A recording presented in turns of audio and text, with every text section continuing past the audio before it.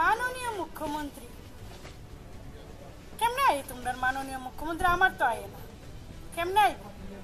মাননীয় মুখ্যমন্ত্রী যে কোন সম্মান দেওন, সম্মানটা অর্জন করন লাগে।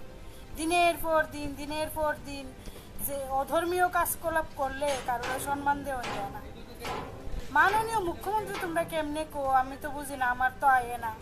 মুখ্যমন্ত্রী গিয়া হনুমান রে, শ্রীরাম রে সন্তুষ্ট করতে ব্যস্ত, বহু লইয়া হেন হেন বিভিন্ন রাজ্যে ঘুরতেছে, পূজা দিতেছে, ত্রিপুরাবাসীর কল্যাণ কামনা করতেছে, মঙ্গল কামনা করতেছে। আর এই দিক দিয়া রেল দিয়া ড্রাগ যাইতেছে, রেল দিয়া ফেন্সিডিল, রেল দিয়া 2 চাক্কা 3 চাক্কা 4 চাক্কা দিয়া না, 12 চাক্কা দিয়া না, মানে 50 চাক্কা 60 চাক্কা 100 চাক্কা দিয়া আইতেছে ফেন্সিডিল, গোটা গাজা।